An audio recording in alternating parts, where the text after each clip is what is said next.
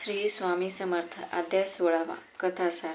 या अध्यायाचा प्रारंभ करताना ग्रंथकार श्री स्वामी समर्थांविषयी सांगतात की भक्तजनांच्या रक्षणासाठी यती रूप धारण करणाऱ्या श्री दत्तात्रेयाने पृथ्वीवर अक्कलकोट येथे वास्तव्य केले आहे. त्यासोबतच या अध्यायामध्ये येणारे श्रेष्ठ अशा स्वामीसुतांचे चरित्र जे कुणी भक्त मनोभावे श्रवण करतील त्यांचे महादोष लयाला जातील, नाश पावतील, असेही ठाम प्रतिपादन करीत ग्रंथकार स्वामीसुतांचे चरित्र कथन करीत आहेत. कोकणातील राजापूर प्रांतामध्ये राहणारे हरिभाऊ नावाचे मराठा गृहस्थ नोकरीनिमित्ताने मुंबईला स्थायिक झाले. तेथे त्यांचे मित्र पंडित यांना व्यवसायात तोटा सहन करावा लागला. त्यांनी स्वामीचरणी गाराने घातले की आपण 8 दिवसात मला कर्जमुक्त केले तर मी आपल्या दर्शनास येईन. पुढे 7 दिवस काही घडले नाही. मात्र 8व्या दिवशी हरिभाऊ व त्यांचे मित्र जाऊन पंडिताची भेट घेत झाले.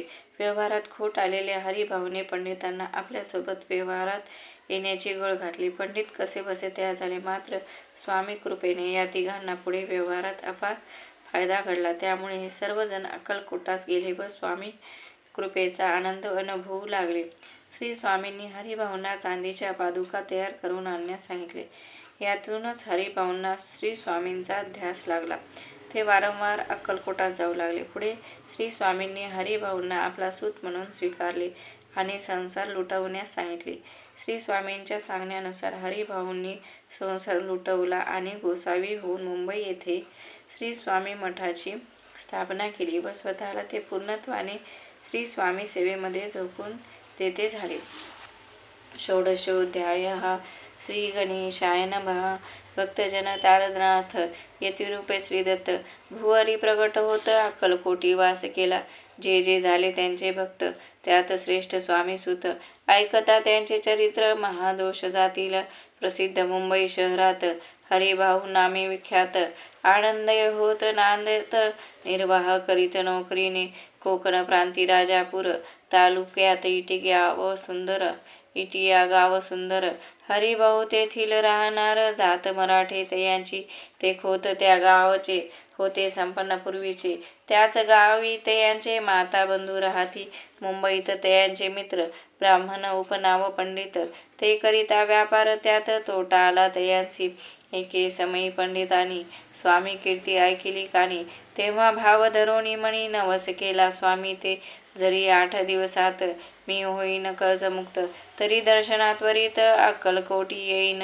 यासी 7 दिवस झाले काही अनुभवा न आले. तो नवलेख वर्तले ऐका चित्त देऊनी. हरिभाऊ आणि त्यांचे मित्र अफूचा व्यापार करिता त्यात आपणा नुकसान सत्य येईल असे वाटले.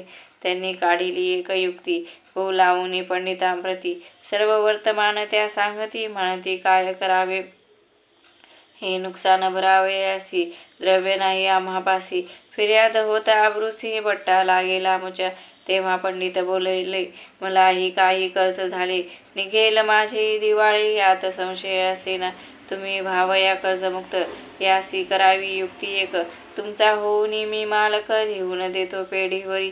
उभयतांसी ते मानले तत्काळ तयापरी केले. तो नवलेख वर्तले ऐका सादर होऊन. अफूचा भाव वाढला व्यापारात नफा झाला हे सांगावया पंडिताला. मारवाडी आला आनंदे. पंडिते ऐकोनी वर्तमान आनंद झाला त्या लागून. हरिभाऊ ते भेटून वृत्त निवेदन मग केले. अक्कलकोटी स्वामी समर्थ सांप्रत काळी वास करीत. त्यांचीच कृपा ही सत्य कर्जमुक्त झालो आम्ही.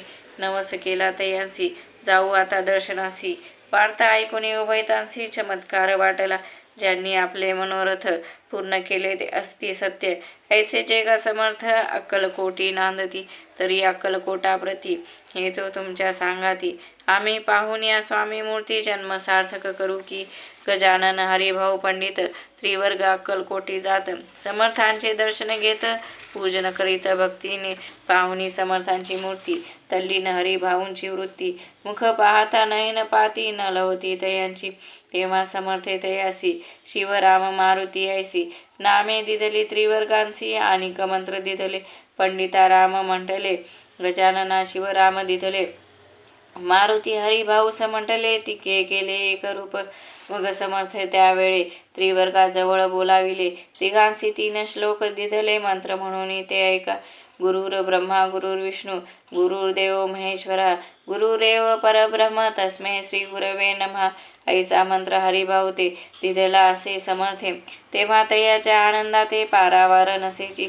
दुसरा मंत्र गजाननाला तयावेळी श्रीनी दिधला.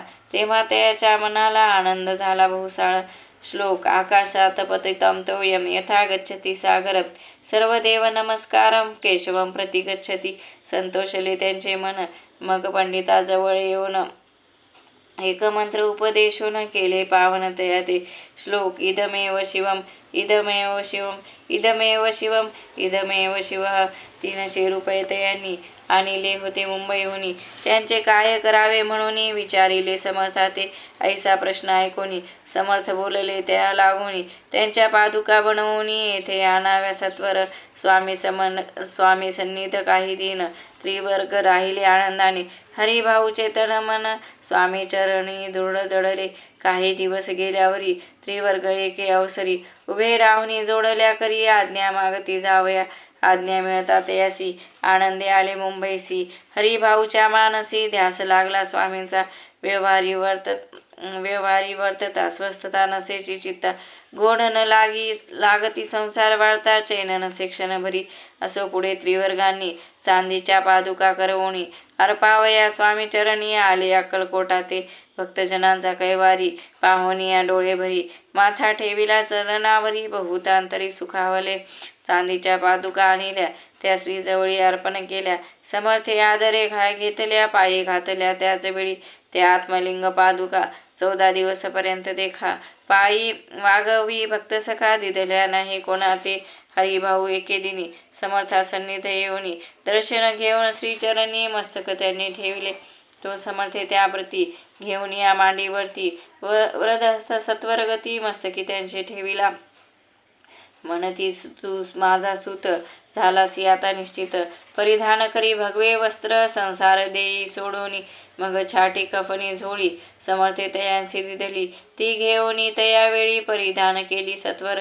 आत्मलिंग पादुका सत्वरी देती हरिभाऊचे करी. म्हणती जाऊनी सागर तिरी किल्ला बांधून राहावे.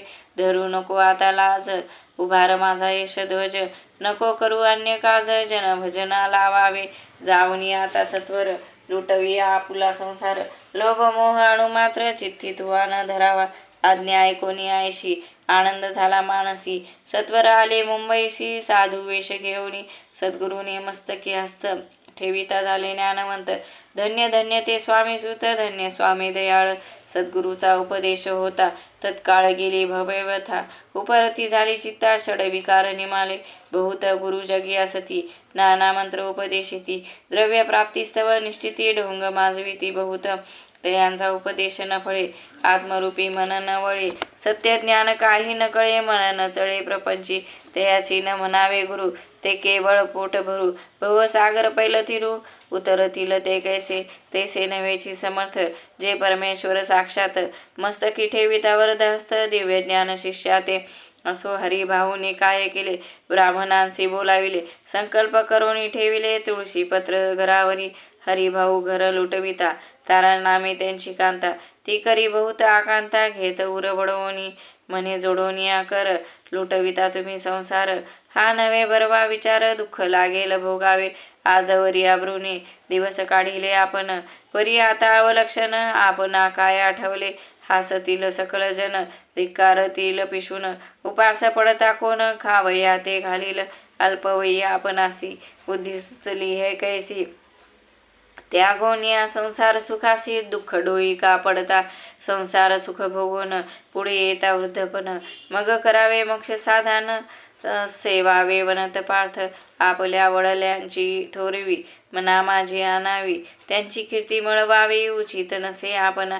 तुम्ही संसार सोडून जाऊन बसाल जरी वनी. तरी मग सांगा कोणी मज लागी पोसावे. माझे करिता पाणी ग्रहण अग्नी ब्राह्मण साक्ष ठेवून आपण वाहिली असे आन स्मरण करावे मानसी तुम्ही म्हणाल मज सवे तुही घरदार सोडावे मज समागमे फिरावे भिक्षा मागत घरोघरी तरी संसार सुखासक्त मी असे जी सत्य सत्य संसारी मन विरक्त माझे मन न होय कदाही आता जरी आपण संसार टाकीला लुटून हे केले महत्पुण्य ऐसे कोण म्हणेल कुटुंबा उपवासी मारावे सर्वस्व धर्म करावे यासी काय पुण्य कार्य म्हणावे पाप उलट होतसे विनविते जोडोनी कर अद्यापि स्वस्थ करा अंतर आपला हा विचार सोडून द्यावा प्राणप्रिया ऐशी तियेची उत्तरे ऐकोनिया स्वामी कुमरे समाधान बहुत प्रकारे करीतसे तियेचे परितारेच्या चित्तात षडरिपू होते जागत संसाराचे मिथ्यत्व तिये लागे कळेना आशा मनीषा भ्रांती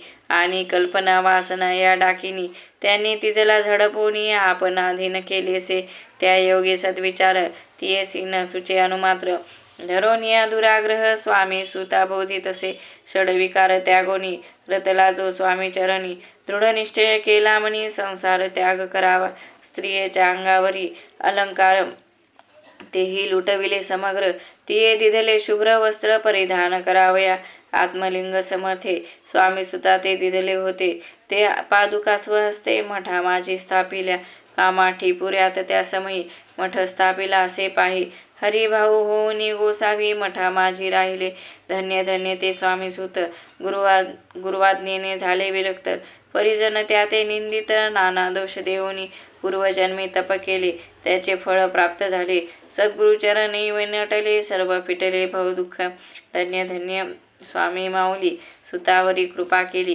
त्यांच्या करुणेची सावली विष्णू शंकरावरी असो इति श्री स्वामी चरित्र सारामृत नाना प्राकृत कथा संमत सदा भाविक भक्त परिसोत षोडशाध्याय गोडहा श्रीरस्तु शुभम भवतु श्री स्वामी समर्थ महाराज की जय।